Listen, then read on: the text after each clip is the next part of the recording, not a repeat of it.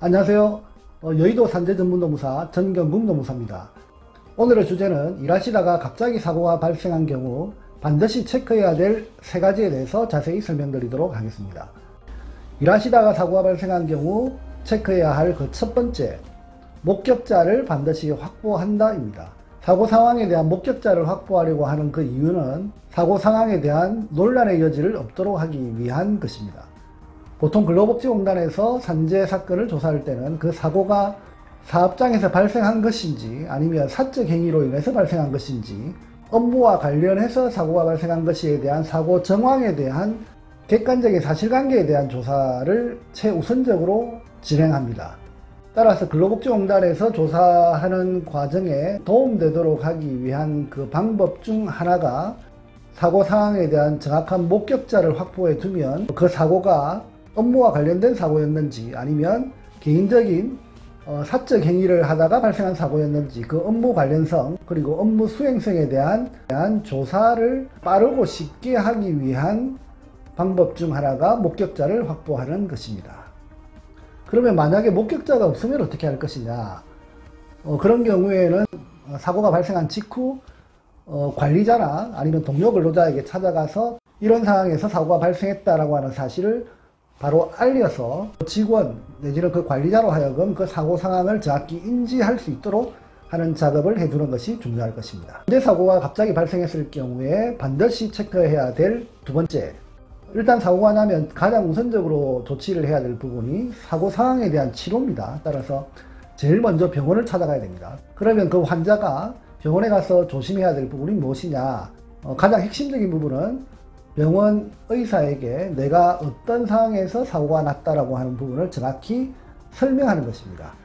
보통 근로복지공단에서 사고 상황에 대한 산재 사건 조사하는 가장 객관성이 담보되어져 있는 자료로 확인하는 것이 바로 초진 기록지입니다. 그 초진 기록지에 사고 상황이 일하다가 어떻게 넘어졌다, 일하다가 어떻게 사고가 났다라고 하는 내용을 의사에게 사고 직후 환자에게 의사가 물어본 바에 따라서 환자가 답변한 내용이 그대로 기록되어져 있습니다. 그러면 그 기록된 내용을 보고 근로복지공단 직원도 그 자료를 토대로 이게 업무상 사고인지 개인적인 행위로 인해서 발생한 사고인지 업무와 무관한 사고인지 등에 대한 근거 자료로 초진 기록지를 활용하기 때문입니다. 그러면 만약에 사고가 난 직후 바로 병원에 가지 못한 경우도 있겠죠. 그런 경우에는 자신이 어떤 일을 하다가 사고가 난 것인지에 대해서 자세히 말을 하지 않고 그냥 치료만 하고 갔다고 보면 사고는 며칠 전에 났는데 며칠 동안 아무 일 없다가 갑자기 그날 3일 후나 일주일 후에 그냥 치료만 받은 그 행위가 남아있다고 보면 근로복지공단 입장에서 보면 그 사고가 난 것으로 주장하는 그 날짜와 치료받은 날짜 그 사이에 다른 이유에 의해서 사고가 난 것이지 않을까라고 분명히 의심을 할 수가 있습니다. 따라서 비록 사고가 난 직후에 바로 병원을 가지 않았다 하더라도 3일 후든 일주일 후에 병원을 갔다 하더라도 병원 초진 기록지에 일주일 전 일하다가 넘어져서 다쳤다라고 하는 그 관계가 정확히 일치가 된다면 산재 처리하는데 본인이 주장하는 내용을 주장하는 그 근거가 될 수 있는 자료로 초진 기록지가 활용될 수 있을 것입니다. 갑자기 일하다가 사고가 났을 경우에 반드시 체크해야 될 세 번째, 최초 요양 신청서를 작성해서 근로복지공단에 제출한다입니다. 그럼 최초 요양 신청서를 어떻게 작성해서 제출하느냐, 그 방법은 간단합니다.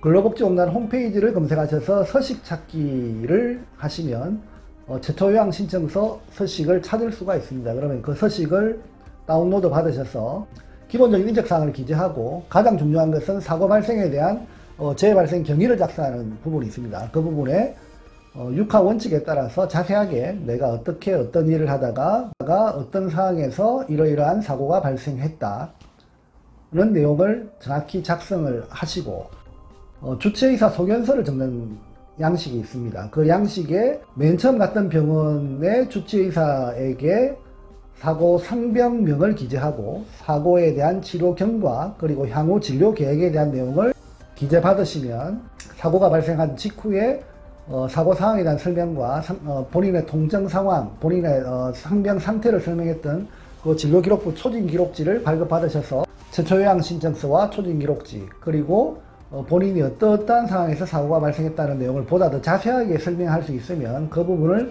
기재하시고, 더 좋은 방법은 목격자가 있을 경우에 그 목격자 진술을 또 육하 원칙에 따라서 첨부해서 근로복지공단에 제출하시면 여러분의 사고가 업무 수행성이 있는, 그리고 업무 기인성이 있는 산재 사고에 해당된다라고 그렇게 판단을 하실 것으로 생각이 듭니다.